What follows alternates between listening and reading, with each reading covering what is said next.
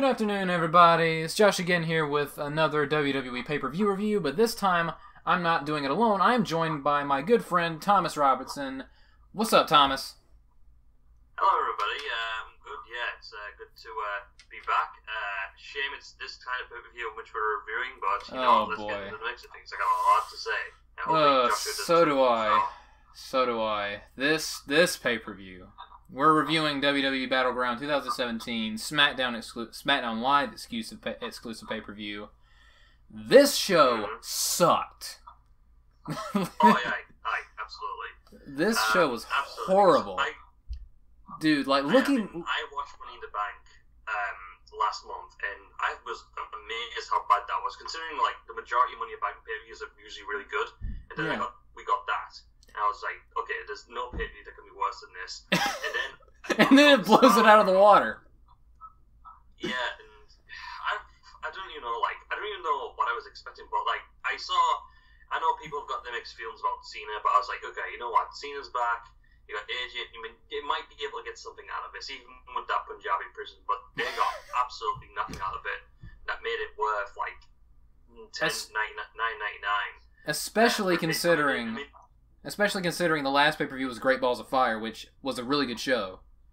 It was like night and day with Great Balls of Fire than Battleground. It's like night and day in terms of quality. Yeah, I mean, it's what happened with SmackDown Raw last year, but in reverse. Yeah, it's unbelievable. Ever since how that's shifted so drastically. Yeah, I mean, like 2016 up until WrestleMania this year, Raw sucked, SmackDown was good. It's completely flipped ever since the Superstar shakeup. Yeah.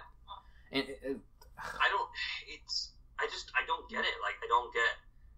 I do get it. A lot of it was to do with the Superstar shakeup thing and all that. That's kind of had an effect on. But even if it didn't, like, that's still, like, not an excuse. In SmackDown of, like... they got screwed over in the draft, and they were able to persevere, make stars on their own. Now it's just a case where it's... I don't know, there's no interest in anything that they do right now with the women. Me either. Even the US title now, and that was like the biggest thing. Oh God, AJ Styles. We'll get to that, but my God, there was a disqualification on this There was a stupid disqualification on this pay-per-view, and that was not the worst finish on the show. But we'll get to that. But honestly, I can't remember the last time WWE did a pay-per-view this bad. I think like this has been like the worst pay-per-view in at least 2 years. I was thinking back, like, to the really bad ones, like, that I remember, like, I recently reviewed Unforgiven 2007, and that was one of the worst pay-per-views that show was terrible. I don't think it was... Royal Rumble 2015. Royal Rumble 2015, that was a terrible show. I think that was worse than this one. It's the thing, like, I mentioned this, like, in the chat yesterday, but I remember, like, you know, other pay-per-views, like, Unforgiven 2007 would be probably the worst I remember. But, like, there was pay-per-views, like you mentioned, Royal Rumble 2015 and Battleground 2013. Battleground 2014. But the thing is, they had, really good, like, outstanding matches. At least one outstanding good match that kind of redeemed the show. But this had nothing of that kind. I mean, this had a good tag team match, and that's it. It was a tag team match, yeah. Which is the opening, and then everything else is just downhill from there. Everything else sucked. Sorry? Everything else was horrible. Or at least was good, and then the cliff came, like the U.S. title match. But I legitimately think Battleground as a whole is cursed, because almost every year Battleground is terrible. Last year's Battleground was weird because it was good. Last year's Battleground was actually pretty good, but I think I thought it was really good. 2015 was alright. I hated 2015's Battleground, but so I think the way it's going to be is yeah. I can't remember. I just remember from 2015 it was Cena and Owens, and they had the final. I know people got their opinions, but I remember that match being really, really good. It was a good match. I just hated the finish. I did like, and then there was Undertaker at the end. That's false, but this pay-per-view we just watched it, and that had absolutely nothing going for it. Like, it was a waste of freaking it. To put it in perspective, how disappointed I was. Yesterday, Monday was my first day off, from work. I'm off for like a week or so, like more than a week, and I spent 3 hours of it watching the show, like in the morning, to get it out of the way, and I was just like, I cannot believe I did that, because I was like, I'm usually I mean, it's good to like get like a Monday where you can actually watch the pay-per-view in the morning. Like, it's really good because otherwise it's a struggle to find the time after work. And I did this with this show, and it was just like, why did I waste my time? Just at least just watch. I don't even know what I would have watched. I think I have you beat with that because my job at Walmart, I have to go there at 4 o'clock in the morning, and I don't get off till 1. I usually go to bed by 8 o'clock so I can get a good night's sleep. I gave up sleep to watch this pay-per-view. I did not sleep Sunday night because of this pay-per-view. And that's how I was rewarded with this disaster. Yeah. Oh, God. But anyway, so... I guess we can all be happy with the fact that SummerSlam's coming along, and that's going to be good no matter what. So at least you got that to look forward to. Well, you know I'm not really looking forward to SummerSlam all that much, but that we'll get into that when SummerSlam comes rolling around. That's a whole different thing. That's a whole nother. Yeah. That's a whole nother thing. But so let's get into. Like, freak matches stuff. Yeah. 2 of them with the women's matches, and there's Alexa Bliss versus Bayley again. That's gonna be. Oh God! Okay, we'll leave it for another time. But yeah. But yeah, I mean, SummerSlam's like I mean, I imagine it'll be good, but we'll see. So Battleground. Oh God. You watched the pre-show. I did not because, I mean, I'm up and down with WWE sometimes. There are some things I like, some things I don't like. One thing that I always hate is the pre-show. And it's because, like, the nothing matches and the Legends panel. The Legends panel is the worst thing WWE does, in my opinion, because it's such amateur hour. Not even that. Go on. It's not even the Legends panel anymore. Like, I don't know if you saw... Oh, yeah, the experts, quote-unquote. I think it was something like... I mean, the only ones like Jerry Law, like, they have to bring in, like, Pete Rosenberg or some kind of journalist in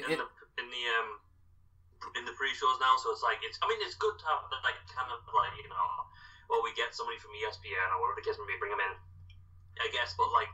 They're just so terribly done, though. I mean, I don't even get bothered by that anymore. It's just, like, it's there for the pre-show. We get, like, 3 minutes of it during the pay-per-view, and that's about it, so it doesn't really bother me. But... So, you watched Aiden English versus Ty Dillinger. I did not. So, give me your thoughts on that. And the way we'll go through the pay-per-view is, I'll bring up a match, then Thomas, I'll let you go give your thoughts first, then I'll give my thoughts, and then at the end, when we're through with every match, I'll give my score of this, which is a number out of 10, and you can give whatever score you want. So. I never thought about that. Okay, right. Well, I guess we'll go. I mean, for this, we'll change the formula for this pre-show because I'm the only one who watched it. So, yeah. I mean, I'll give you a bit of a Aiden English and Ty Dillinger. It was a good match. It was probably, if it were been on the main show, it would have been one of the better matches on that show. That's sad. Honest to God, Ty Dillinger got one of the best reactions of the night, I think. I mean, Ty Dillinger's still over. I mean, like, I'm not, It wasn't until watching back NXT where I kind of like became a fan of Ty Dillinger and his work, and he showed again tonight. I mean, it was a good like match, which I was sort of interested. I mean, it was just like a filler match, but I'm surprised English won. Sorry, I'm surprised that Aiden English won. Yeah, I'll get to that. Yeah, I mean, it's just better. Again, I mentioned it was better than most matches on the main show. And it did showcase both men. I mean, Aiden English looked good, Ty Dillinger looks good all the time, so, I mean, they did bring out the best out of Aiden, if you will. I mean, they've had a few matches in the past, so I guess that helped. These two are very, very talented, especially Aiden English, who was singing throughout the entire match. He did actually a little sing before the thing. Okay, you convinced me. I have to watch this match now. I have to watch this match now. I mean, that's sort of his gimmick for, like, even in NXT, like, he sings a lot, so... Although that does remind me, remember in 2012 when Cesaro had that yodeling gimmick? Oh my god. Oh yeah, I remember. I don't think this would be that bad, but my god. But anyway, so Ty Dillinger, they had a good match. I mean, it's hard to think of a wrestler Ty Dillinger struggled to have at least a good match with when it's kind of competitive. I mean, all the NXT matches have been very good. Aiden got the heat for a while. The fans were behind Ty Dillinger. Ty made the comeback. It was actually pretty competitive because Aiden hit his front face buster, like it's kind of like a DDT, but like where Christian's like reverse DDT. Yeah, I know. It's the one that Seth Rollins used 3 times and stopped using. You remember that back in 2000 when he was trying to figure out what his finisher should be? because they banned the curb stomp, that reverse DDT thing that he did like 3 times.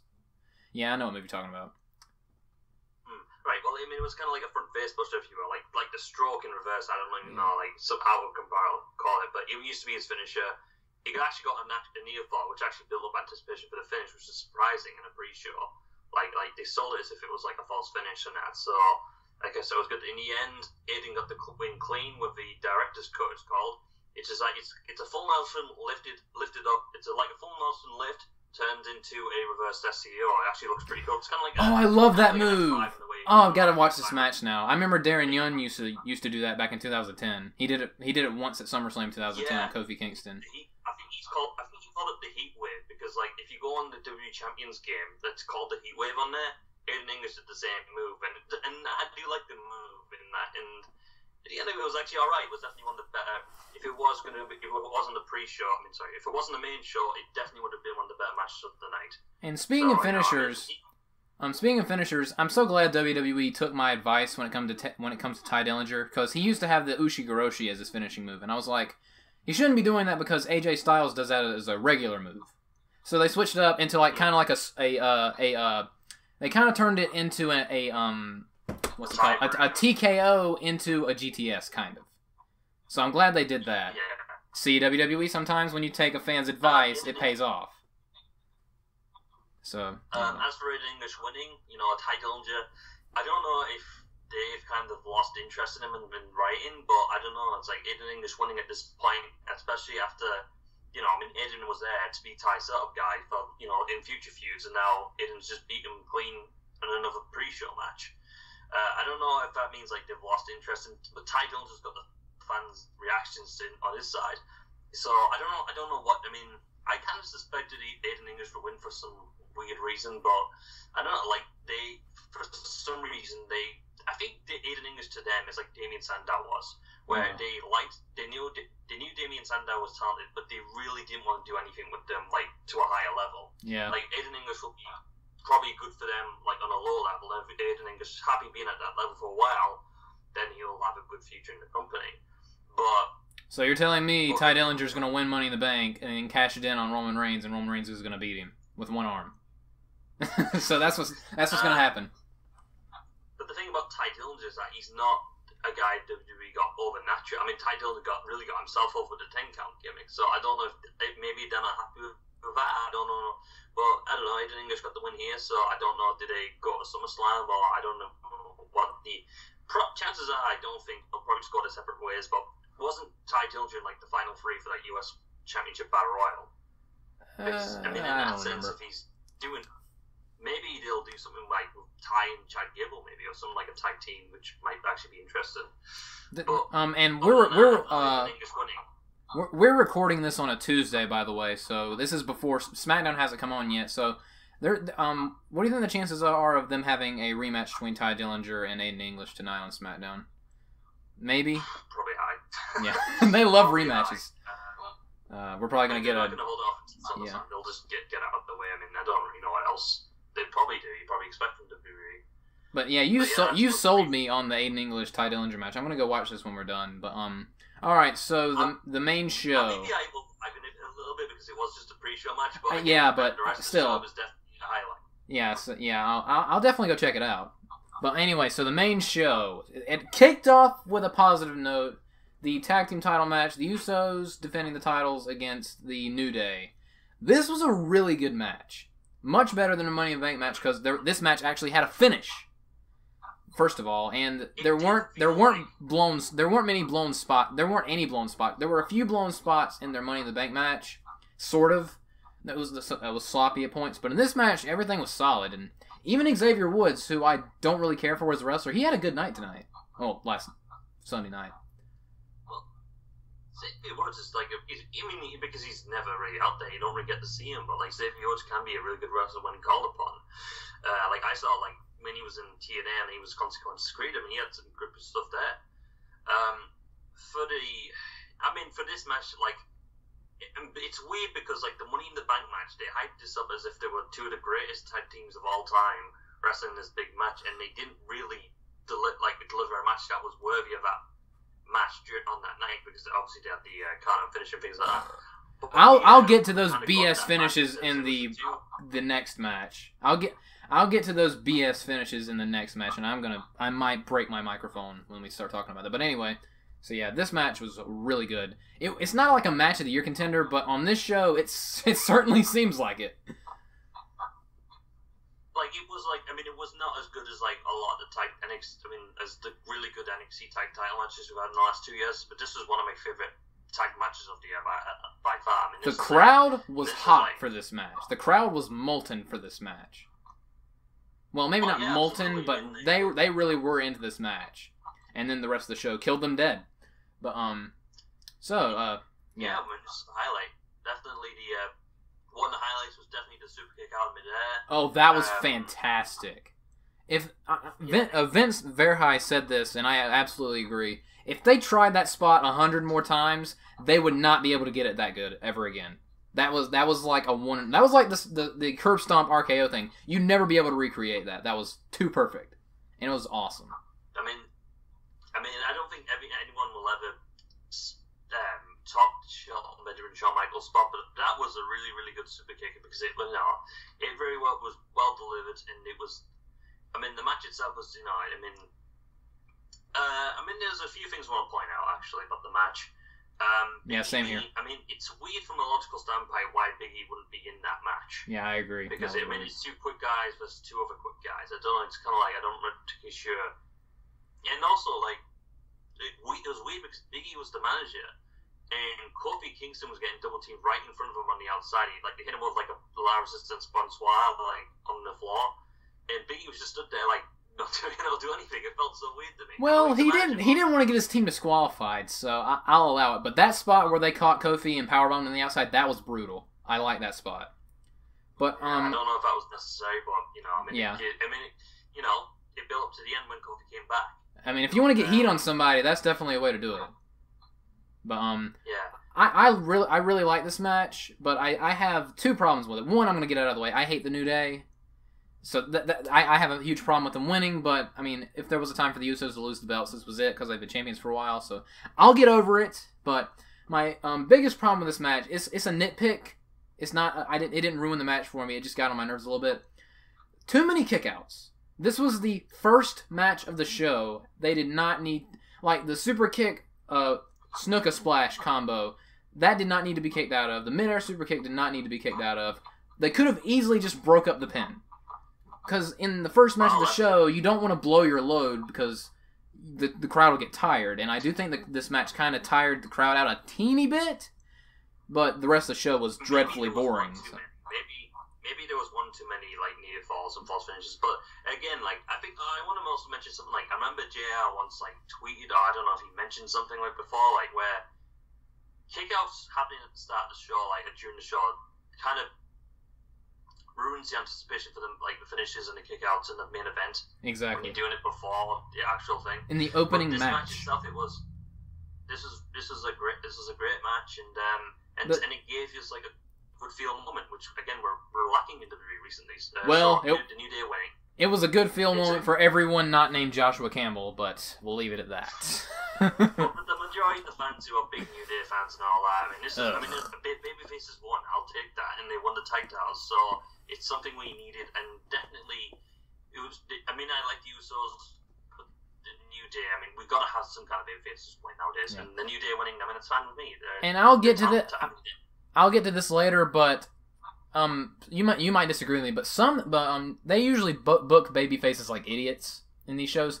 There were two occasions where they actually booked baby faces like smart people, but I'll get to those two occasions, and they really stood out to me. You mentioned them before, but we'll get to them. Yeah, but before we get to that, you told it to me. Before we get to that, Shinsuke Nakamura versus Baron Corbin. Good God, this killed the crowd. And I almost turned the show off. Not because I thought the match was terrible. I thought the match was which for Shinsuke Nakamura, that's inexcusable. But the what is WWE's fascination with disqualifications and countouts, especially on pay-per-view? Last pay-per-view, Alexa Bliss got counted out to retain her title. The pay-per-view before, the Usos got counted out to retain their titles. At Payback, a few months ago, Neville got disqualified. Stop! I mean, we get enough of those on Raw and SmackDown. But we gotta get heat, Josh. We gotta get heat. Yeah, you got heat, all right. I almost set my computer on fire when that happened. That's some heat for you. All right, that's my rant over with. Yeah, I mean, I don't know. Like, I mean, the fans kind of want finality, and especially like if you give exactly. It, like unless it's like you can get away with it, and all these matches they do it, they usually can't. Although I guess you could say they got away with it the New Day and Usos because in the end they gave us a really good match. Yeah, but for this one, I mean, it's like nobody's gonna want to watch to see Baron Corbin and Nakamura wrestle again. Exactly. This kind of match, like, what? I mean, does anyone really want to see this at SummerSlam, or do they want to see Nakamura versus somebody else? AJ Styles. Yeah. AJ Styles. But anybody. Everyone hated this match a lot more than I did. I thought it was alright until the finish, but there was one spot... Well, actually, there were two things in this match that really, really stood out to me in a negative way. One, you have a match with a bunch of kickouts and the crowd was hot, and you follow that up with a bunch of bear hugs. Bad. I mean, crowd-killing bear hugs. It's not even that. It's like it went on for like a good 3 or 4 minutes, and it was like it would keep going on and on and on. Yeah. And like the announcers, like they were so bored from this, and then it was like there was a spot where like I don't know, like Nakamura lost a grip or something. I don't know what happened, and then Baron Corbin gets right into the bear hug, and they're like, back to the bear hug. It's like, come on. Actually, I mean, what else can they say? Actually, I was about to talk about that spot. The weirdest thing in this match, this was really weird. It was near the beginning of the match, and it was very noticeable. Nakamura's on the outside, Baron Corbin's on the inside, and he keeps kicking, well, he keeps trying to kick at Nakamura, and Nakamura's stalling getting in the ring because he doesn't want to get kicked in the face. So he catches Baron Corbin's foot, and starts trying to pull him out of the ring. Baron Corbin falls down. They're tugging, they're struggling. Then they separate, and there's some slight selling, and they pause, and then Nakamura gets back in there and gets punched in the face. That was really, really weird. There was... Yeah, I don't know if Baron Corbin was supposed to kick Nakamura or something, or there was some kind of miscommunication. It looked really awkward. And I was like, what just happened? There was a titanic struggle for like 90 seconds, like, and one guy trying to get into the ring and the other guy wouldn't let him, and it's like, come on, it's just not... Like, the fans do not want to be there just watching... It's like, it does make sense from a logical standpoint, for one, to have this kind of like, take the time to try and get back inside the ring if someone's just going to stop your head in. Yeah. But it's just like, from a match perspective, like, the fans are just looking at it as if you're wasting time, want to see the cool big spots. And then they have a terrible miscommunication, making it even worse. But I will say there was one really, really awesome thing. Well, actually, there was 2 things in this match I liked. One, I'm really happy that Nakamura brought back the backstabber, because I haven't seen him do that in forever. So I'm glad he's going to be starting to do that now. Oh, yeah. And 2, the clothesline, the running around in a circle on the outside into the ring clothesline thing that Corbin does, that was awesome. Because the bump that Nakamura took for that clothesline was awesome. I mean, but other than that, yeah. Like the announcers played it up like it was like the biggest move that they've ever seen. Like he ran around and he hit him with the clothesline. I was like, oh my god, look at Baron Corbin! He just on my clothesline. It was I mean, it was unbelievable. Yeah. I mean, there was a lot of weird things, especially with like the chemistry of everything. Yeah. Like, it's weird about Nakamura is that he does like when he does the come on thing. Right? Like come on. He does it every time in NXT, and everybody just goes nuts when he does it. He does it here, and nobody cared. Yeah, that's because this match put the crowd to sleep. But so then it's... Well, this is like 30 seconds in. Yeah. I mean, I just think they just killed all the interest in that. I mean, not all the interest, but like to a degree, like Nakamura's doing that, and nobody reacted at all. It's very worrying. So and then the end of the match, just good God. So he hits Baron Corbin with the scissors kick, a variation of the scissors kick, and then Baron Corbin's dead. So 2 things about this finish. One, Nakamura was like, I want to hit my move, but the guy's dead. If the dude's dead and not getting up, pin him. Try to win. You have to get his shit in. Exactly. Because this is pro wrestling. And he looks so dumb. I was talking about smart baby faces earlier. He looks so dumb. But then he picks him up, and Baron Corbin, after this boring match, kicks him in the nuts, disqualification. Ugh, why? Because this feud must continue. God, yeah, where is my shotgun? So yeah, the tag match was a thumbs up. This was a huge thumbs down. Oh, we haven't given any ratings for any of the matches. No, it's just at the end of it's just at the end of the show. We're not gonna give a rating to every match. Just at the end of the show. It's like an overall. But spoiler alert, it's gonna be very low. If you couldn't already tell. For this particular match. Well, yeah, for this match and the show in general, but so yeah. So then, was the women's match up next? I think the women's match was up next. So women's match. I gotta go on a bit of a tangent actually, because this is like ever since Fastlane, and in Fastlane there was three women's matches in Fastlane. There was Becky Lynch and Mickie James, Naomi. That was Elimination Chamber. That was Elimination Chamber. That was Elimination Chamber, not Fastlane. That was the PPV WrestleMania. And there was there's three different feuds, and three feuds that you could be interested in. Yeah. Going into that feud for the women. It was diverse. Every single pay-per-view there's been a multi-women's match. Almost every SmackDown. Almost every SmackDown has been a multi-woman match. Yeah, what it does, it makes every woman in that scenario interchangeable and replaceable with no real interest or activity going on within their personal storylines. It's WWE's lazy way of presenting all of these women at once and bragging that, yes, we got a women's revolution. And bragging about, doing these Money in the Bank matches and all this historical stuff. Yeah, the first ever women's Money in the Bank ladder match was won by a man. Take that, feminism. I mean, it's not even that. It's not even that. Because, what do girls like Becky and Charlotte actually get when they're just taking part in one of these matches? Yeah. What do they have to gain? They're just taking part in the match. Charlotte, I'll get to Charlotte, but she's not won a pay-per-view match since a pay-per-view streak ended at Fastlane. I mean, this babyface Charlotte that I've wanted to see ever since, I want to see for the longest time because I'm sick of her as a heel, and she's not winning any matches anymore. And they're trying to build her up as if, she's a super athlete. One of the biggest babyfaces on SmackDown. It's absolutely unbelievable in that sense. Yeah. And it's the same women in the same match types over and over and over again. Yeah. But why should I care about Tina, Lana? I mean, all of these girls. Unless they're the winners, and who cares? It's a. I mean, there was a lot of problems with this elimination match, but we'll get into it. I had to get that out of the way. Honestly, 50% of me liked this match, 50% of me hated this match. I thought it was half good, half terrible. And I'll go ahead and tell you the terrible. Lana and Tamina. Oh, God. And everyone's like, Lana was the worst thing in the match. I'm sorry, but there was something Tamina did in the early going of this match that made me so angry. Because if you remember, near the beginning of the match, she was supposed to Irish whip Becky Lynch into somebody, probably Charlotte. But Charlotte was doing a different spot in the other corner, so Tamina had to wait. What does Tamina do while she's waiting?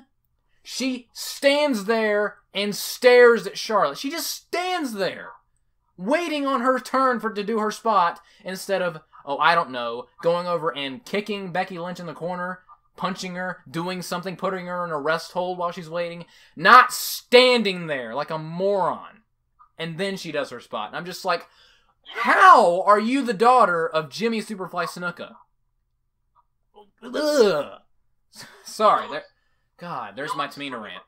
Going back to what I mentioned earlier, the other issue with these multi-women's matches, and especially if you've got, a few women in there who aren't as good as, the likes of Charlotte and Becky Lynch, like Tamina and Lana, unless the communication is on point and they actually know each other well, they'll get lost.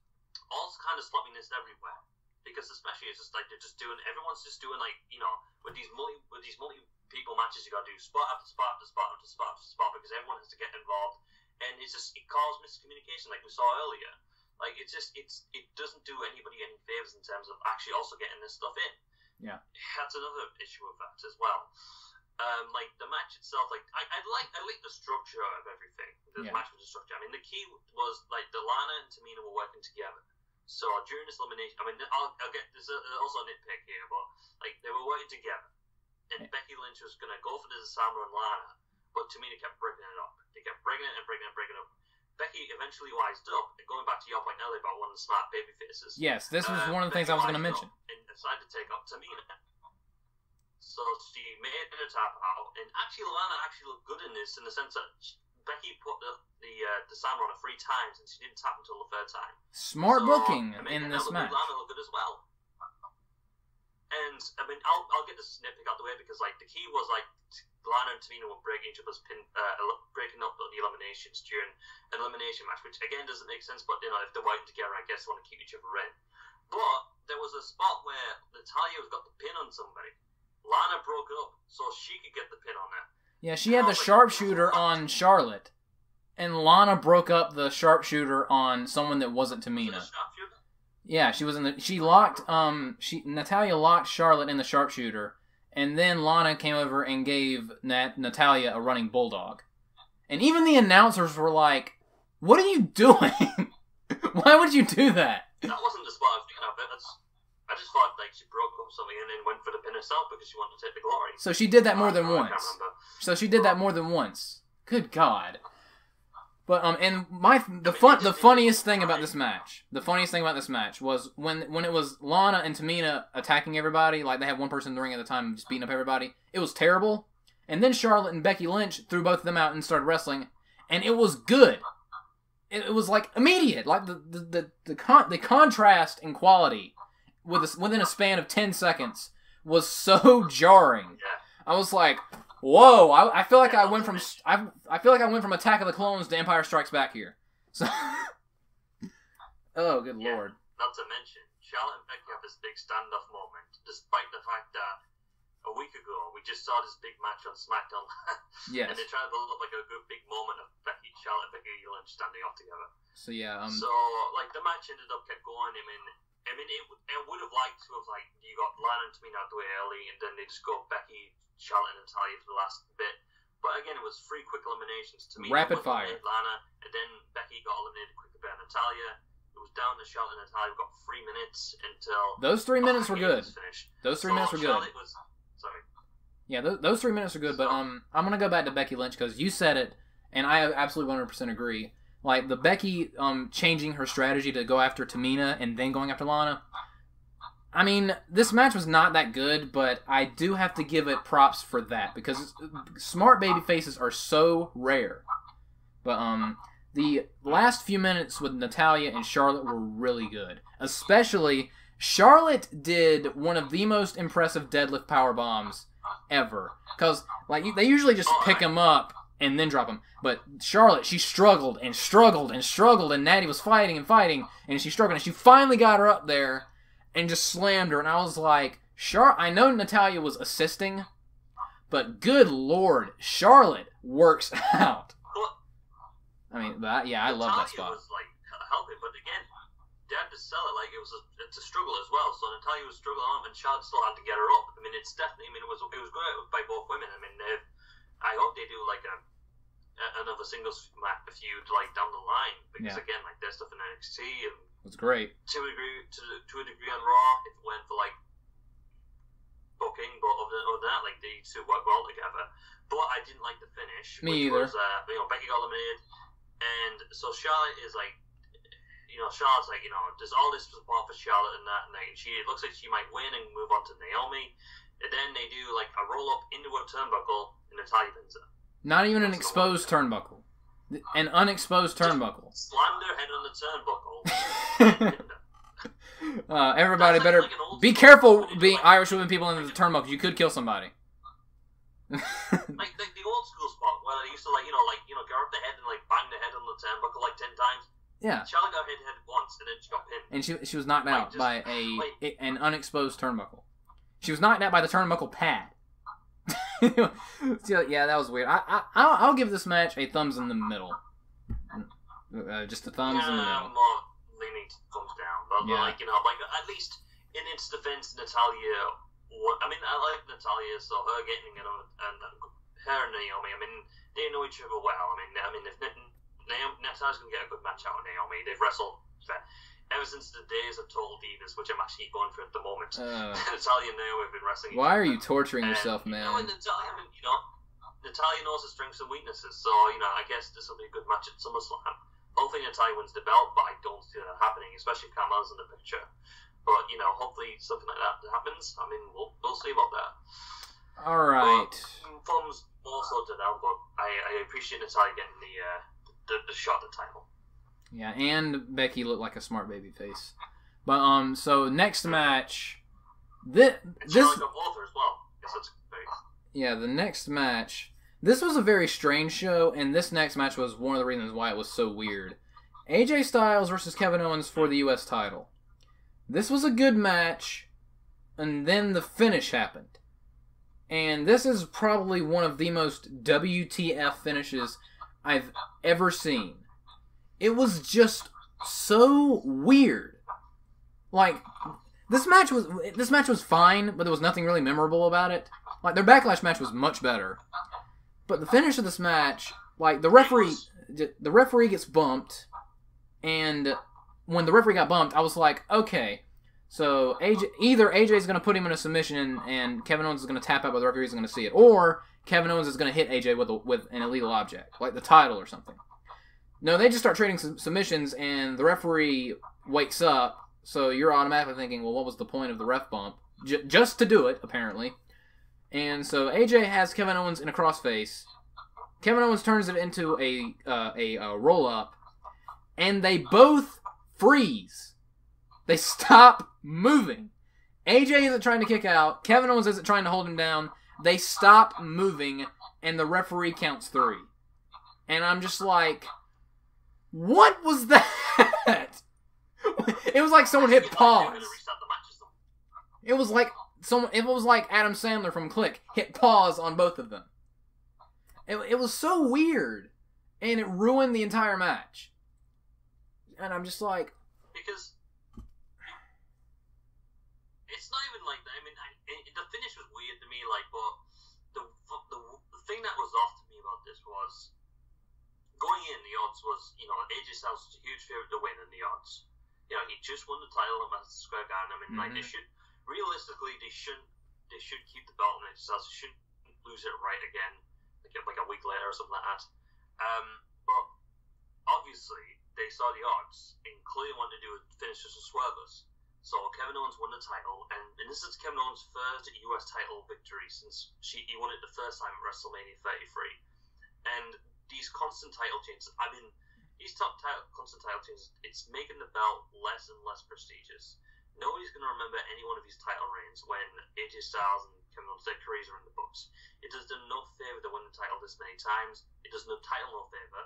And if they're just going to lose it right back, it makes those title victories mean less. I mean, every time AJ Styles and Kevin Owens are wrestling now, it's people losing interest in it. People went nuts for AJ Styles winning at Madison Square Garden because obviously it's a house show title change. Yeah. But Kevin Owens won the title and just nobody cared at all. Like, I mean, they have got to stop hot potatoing this title.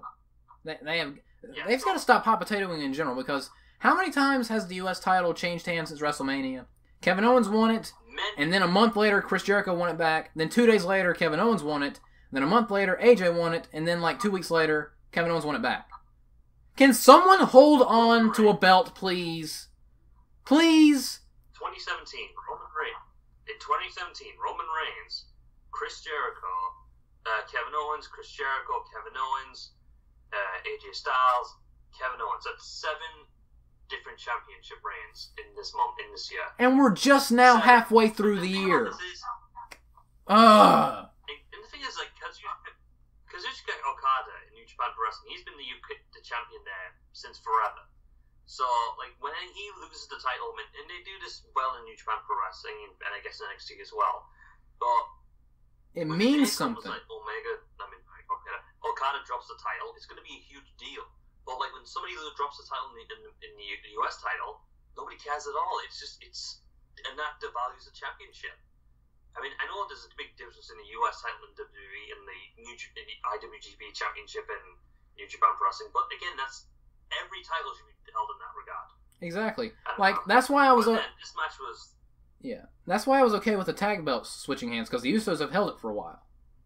Like, they had a decent title reign. Absolutely. And they even won... They even retained a few times clean. Like, at Backlash, they defeated Breezango clean. So they built it up a teeny bit, and the victory for New Day meant something. This meant absolutely nothing. Just, this show. I mean, it wasn't even like a big, like, it was a good match, but it was just another stuff. I mean, you could have put this match on SmackDown, like on a regular SmackDown, and it wouldn't have been, you won't be able to tell the difference other than the finish. Yeah, and then the finish made my brain do backflips. The finish made my brain do backflips.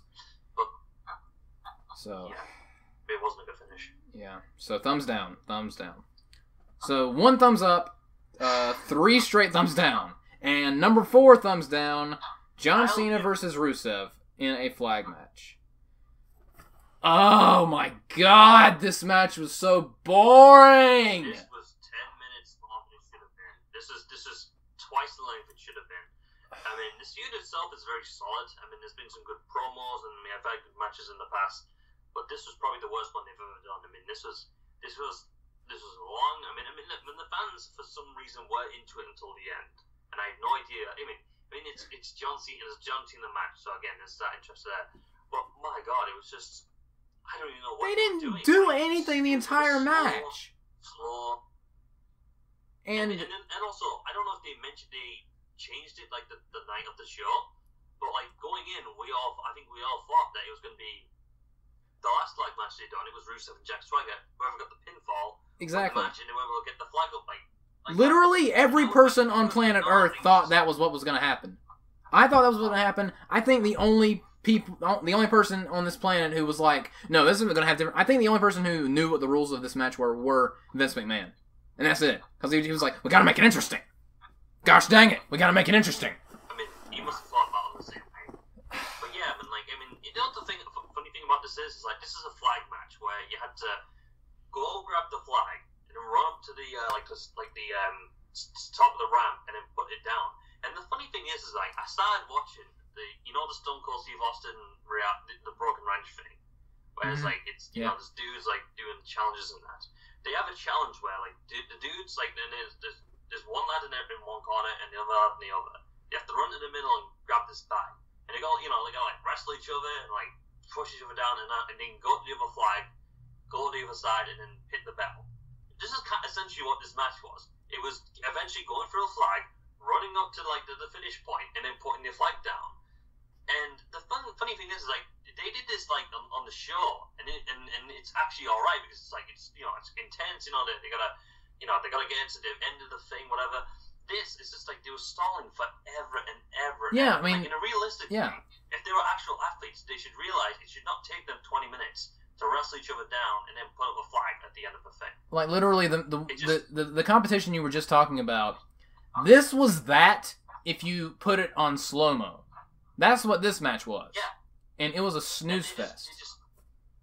They were stalling just for the heck of it. And Rusev was more focused on hurting John Cena than winning this match. When the whole point of the match is for national supremacy. And victory should be in the world for Rusev, for his people, for the Bulgarian people. These two people are our finest athletes. Let that sink in. These two people are representing our country, and they're moving like snails. Yeah, and it's just like, and they should be doing that wrestling as if like they should win. They should know what the objective and just try and get that ball up there. But no, they're just doing moves. I know it's a John Cena match, and we should expect nothing else. But they're just doing moves on each other for God knows how long, and it just nobody. I mean, I didn't care, but I mean, these fans cared for whatever reason. But again, I don't know why. The stalling. But this is the second longest match on the show, and the most boring, and which is weird because the Nakamura Baron Corbin match had bear hugs. How was this match more boring than a Baron Corbin bear hug match? It blows my mind. But there were two problems I had with this match aside from it being insanely boring. One, the finish was so heavily telegraphed. The instant Rusev grabbed that table, he didn't even have to grab both of them. He touched a table, and I was like, knew what the finish was. Cena's going to give him an attitude adjustment off of one of those ramps, through the table, and then put the flag in the thing. That's exactly what's going to happen. Sure enough, that's exactly what... And I was even like, he's probably going to muscle out of the accolade and then get thrown through the table, and then Cena's going to win. Sure enough, that's exactly what happened. Which is like, it's so predictable. I'll give that credit, because at least, you know, I mean, the concept was good. It was a good concept. Like, the finish, like, empowering on that accolade, then carrying him over to the, you know, for the AAA, and it did make, I mean, it was a hard thing to pull off, and Cena, you know, he did the best he could, but it was a little sloppy in execution. Yeah, and it was predictable. I guess the fans liked the finish. They went nuts when Cena hit the attitude adjustment and that, so... Well, that's because Rusev went right through those tables and landed back first on the ground. They did not break his fall at all. That poor guy. He thudded on the ground. It was just a big foot down. That must have sucked. And the other thing, the cringiest moment of the match, Rusev has his flag, and he's right there, and he tries to put it in the flag stand, but Cena stops him inches away from it. I was like, oh my god. This is a cartoon. I actually like that. It was like a Titanic struggle, because they were fighting in that country, and it was a big power. Cena was trying to push him up from behind. It was like a movie scene.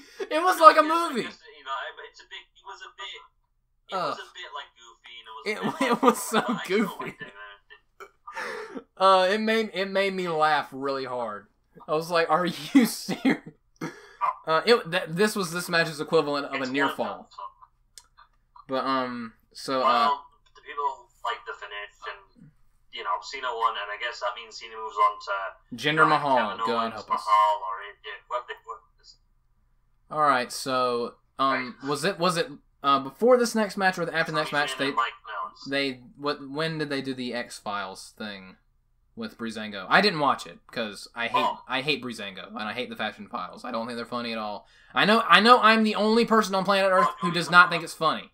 I know I'm in the extreme minority, but I do not like Breezango. I do not think they're funny. So that's just me. Do you want me to tell you what happened? No, I know what happened because I listened to Brian and Vinny and they explained it and they loved it and my soul weakened. Because I don't get it. But, anyway, so up next... I'll mention it quick. Fine, whatever. Please don't. I'd rather you talk about Total Divas, honestly. I would rather you talk about Total Divas. Fine, fair enough. But, for another time. So, up next was the bathroom break match. Cause, like, Sami Zayn versus Mike Kanellis. And that includes Sami Zayn. This match put the crowd into a coma, and the crowd gently passed away. That was this match. This match killed the crowd. They were already silent for much of this pay-per-view, but this, you could hear crickets. But, there's one positive about this match. Sami Zayn, at the end, the finish made Sami Zayn look smart. Because on SmackDown, he went for the haluva kick on SmackDown, but Maria got in the ring and pretty much distracted him, allowing Mike Kanellis to win.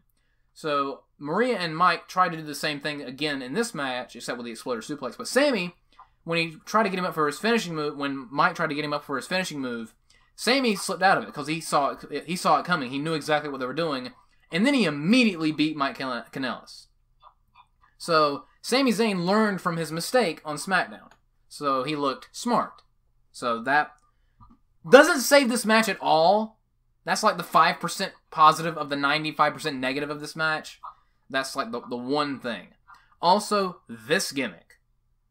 This gimmick is just wow. Like, first of all, Mike Kanellis takes the last name of his wife. That's sad. Second of all, he has pictures of his wife all over his gear. That's how they do things. I'm not gonna judge him on that. That's just, it's so cringy. Third, his finishing move is a sit-out attitude adjustment. Boring. I get that he gets some, I know he gets some height on it, but still. Ugh. But anyway, so yeah, this match gets a thumbs down for me. What were your thoughts on this match? Is that what it is? Yeah, it's a what was Chris Sabin's finishing move? What did he used to call it? except without hooking the legs. Cradle shock. Yeah, it's like a cradle shock. Cradle shock. Except without hooking the legs. It's really boring. But anyway, what are your thoughts on this match? I mean, it was a filler match of all. It was a filler of all filler matches. But the thing about this is like, I mean, you mentioned it's weird that it was like a crowd killer match and it was featuring Sami Zayn of all people. Yes, that's but sad. There was something very perplexing about. There's something very perplexing about having the women's division as being on par with the men.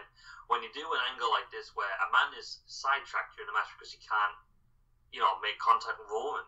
Like, so I understand they can't have man and woman violence in WWE, but surely does more harm than good when they do an angle where, like, Sami Zayn was looking for the exploder, but Marie was in the way, so Sami had to back off.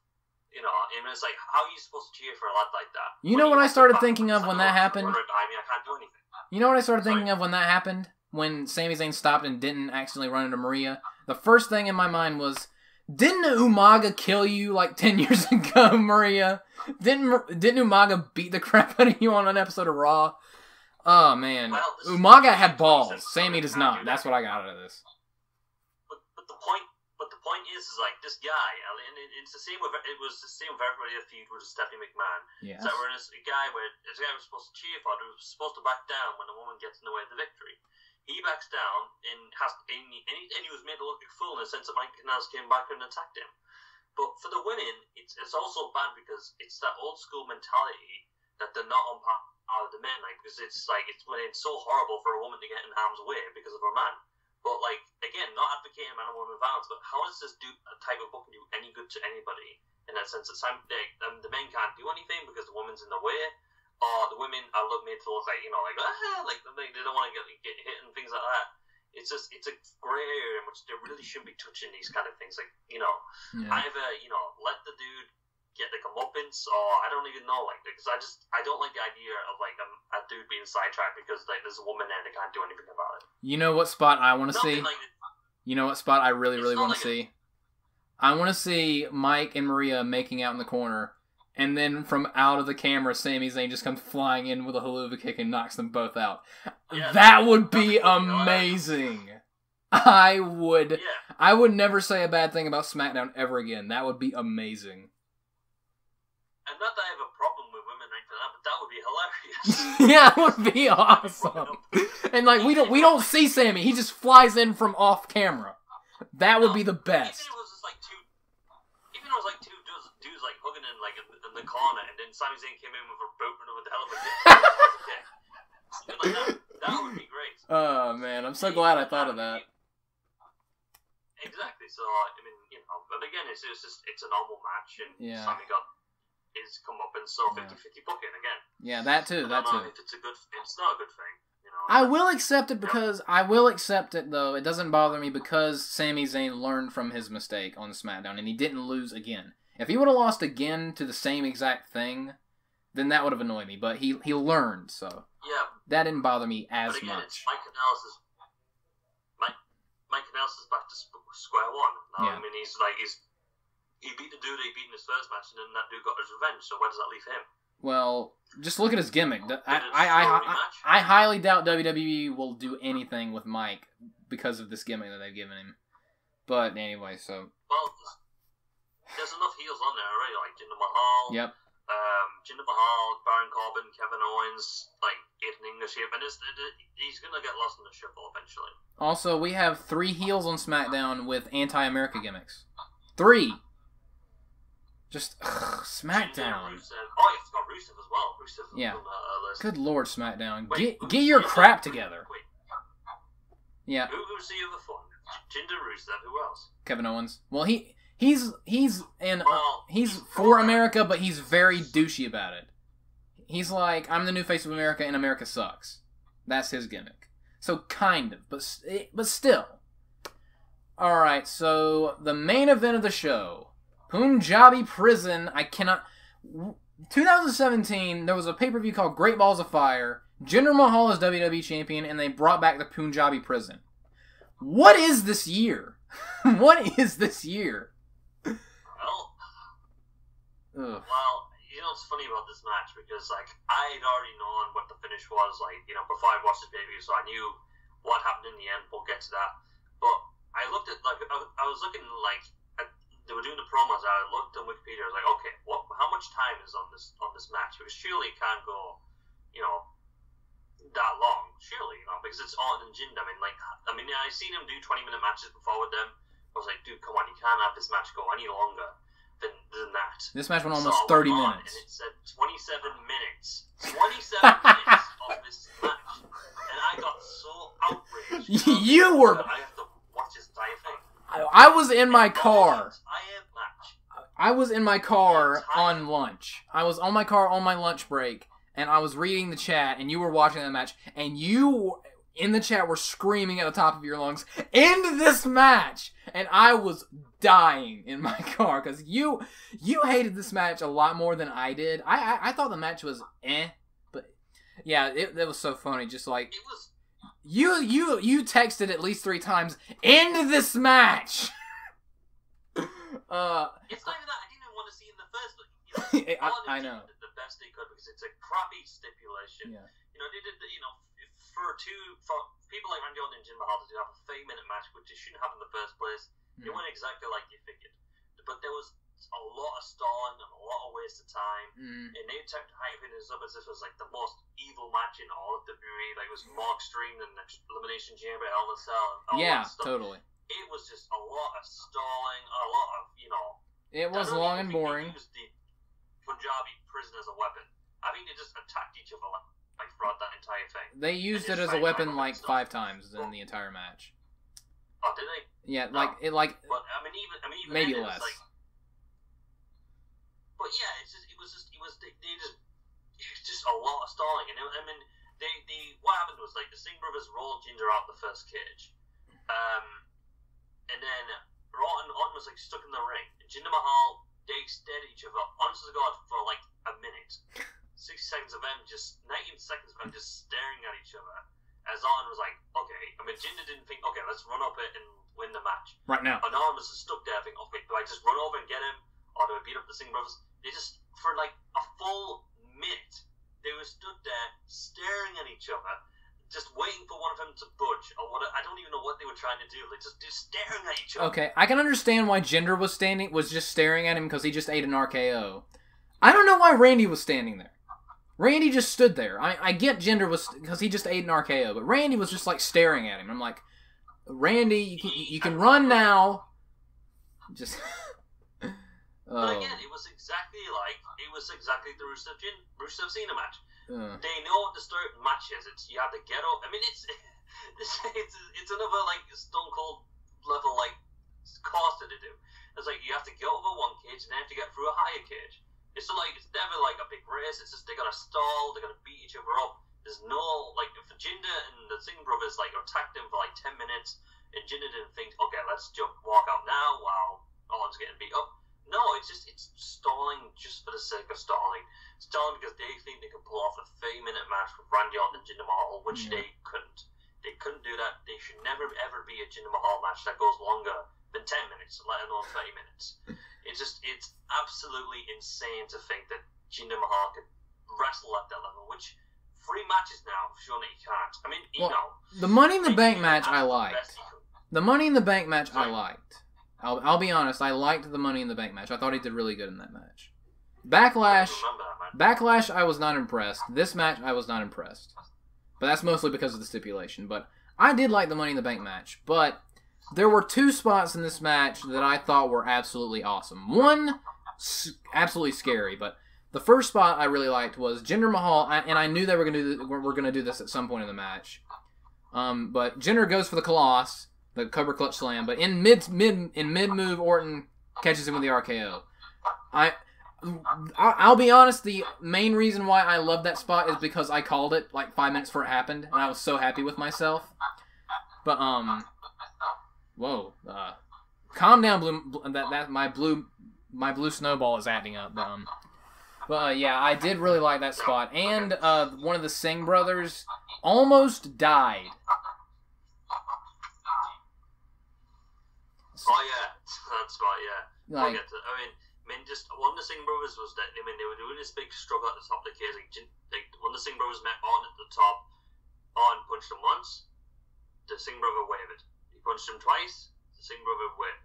Then he loaded up. He pulled back, hit one more punch, and then the Singh brother just went flat down like Shawn Michaels style through the announce table off the Punjabi prison. I mean, it was a good match, and it got the holy shit chance. It was a well-received spot. It was definitely. I mean, that's probably what the Singh brothers will be there for the next year. So just to take spots like that. And the bump looked.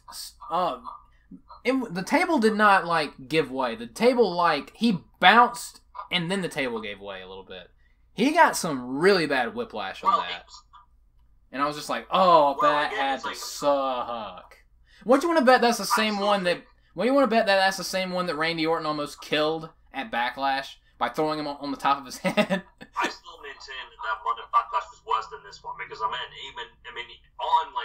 got him off the backdrop, he let go, and he went absolutely splat into the announce table. I still think that was way worse than this spot. And so did Randy Orton, because Orton was like, I'm going to get yelled at for that one.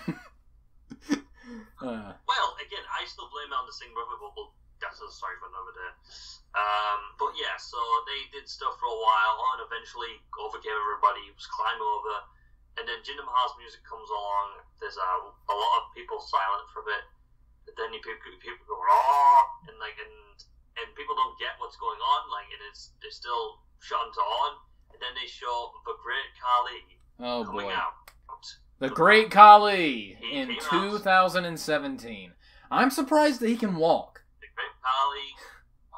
I'm not gonna lie. I knew about the Great Khali beforehand. I wish I'd not known, because I think if I would have seen the Great Khali, I think I would have marked out for my own particular reasons. But the Great Khali came out, in an amazing feat for the Great Khali, he climbed up the cage. I cannot believe he climbed. Up the cage. Orton was stuck there.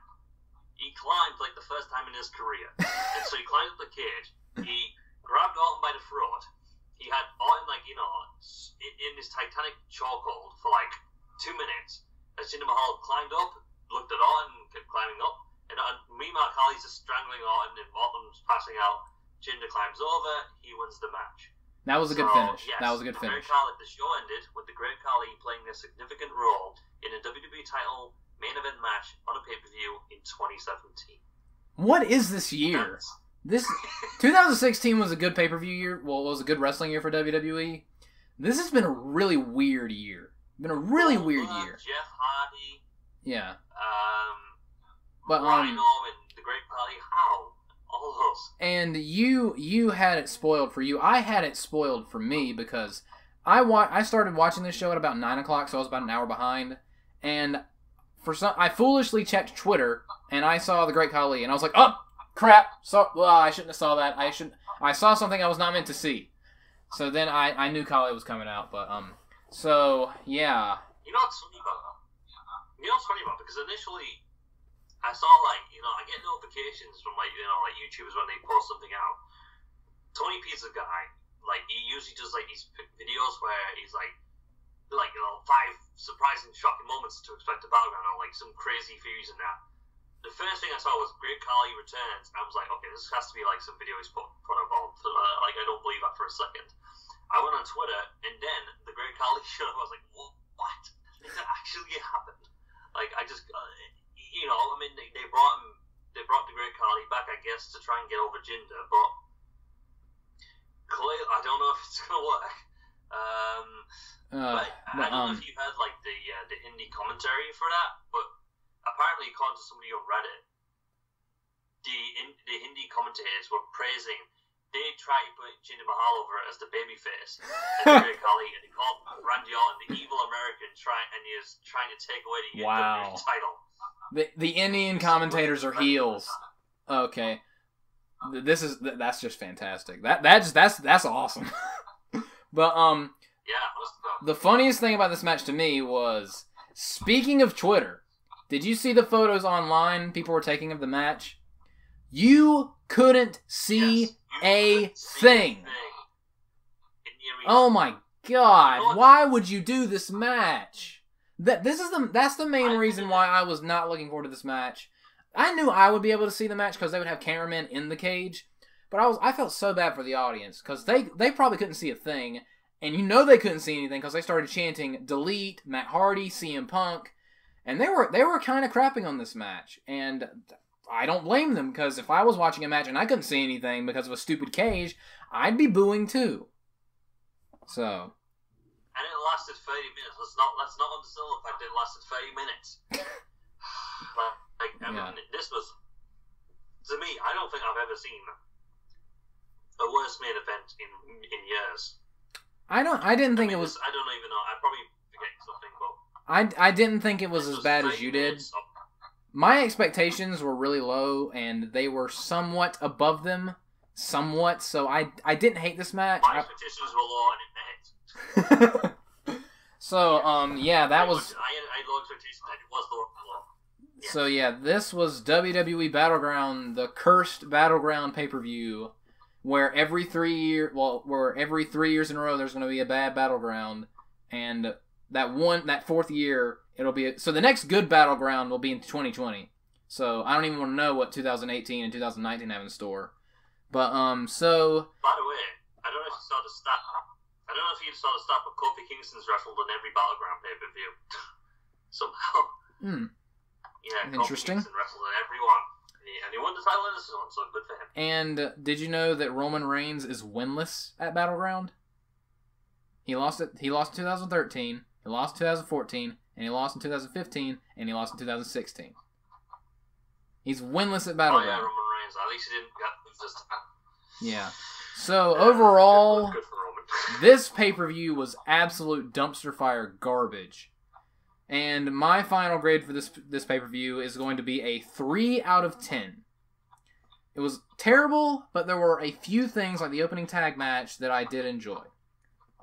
Thomas, your ranking, and it doesn't have to be a something out of 10. It can be a letter grade, it could be a phrase, whatever.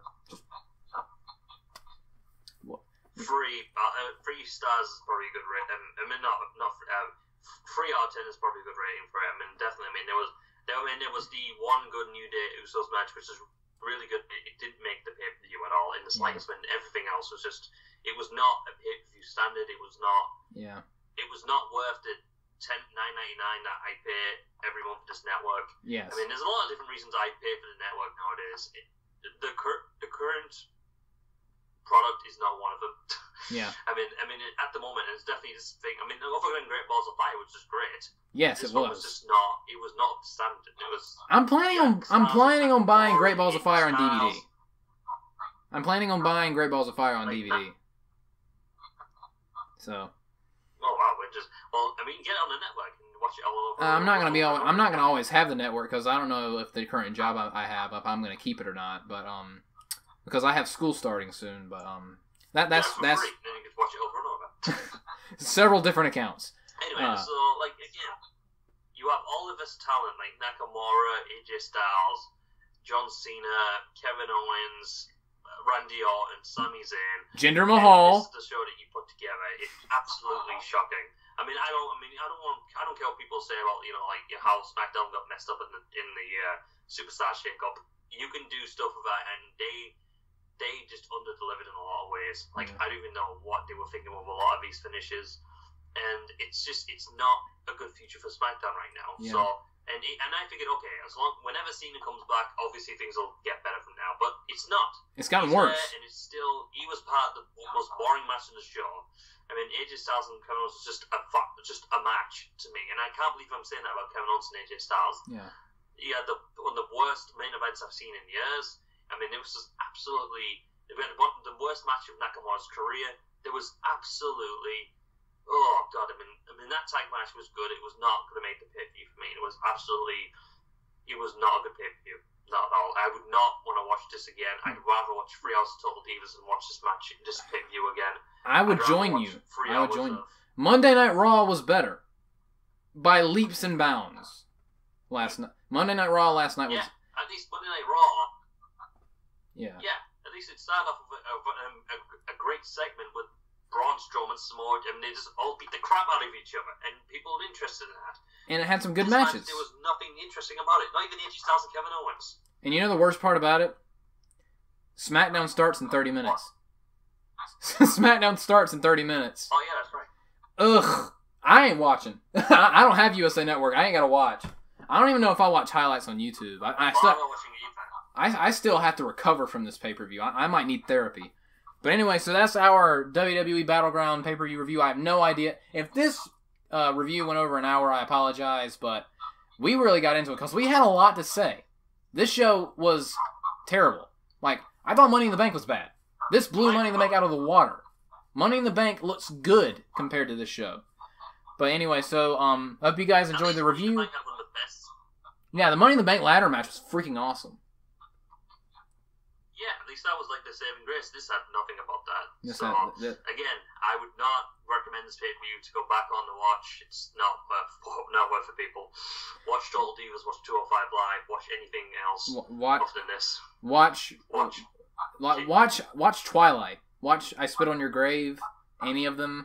Watch the Kardashians. Watch anything else. Watch the Kardashians. Watch the presidential debates.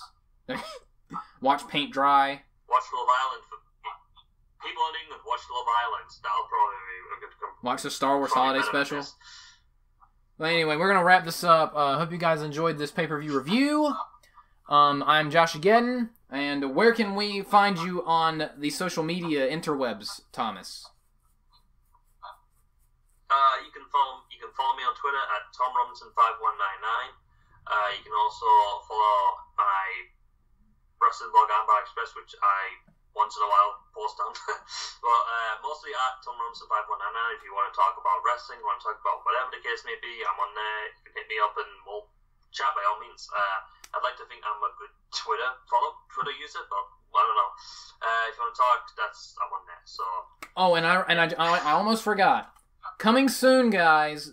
This isn't going to have anything to do with YouTube, but me, Thomas, and some of the other guys in the group chat that we have on Facebook, some of the guys, we're going to be launching this thing that Thomas is going to be the head of. It's going to be like a blog where it's going to be some of us.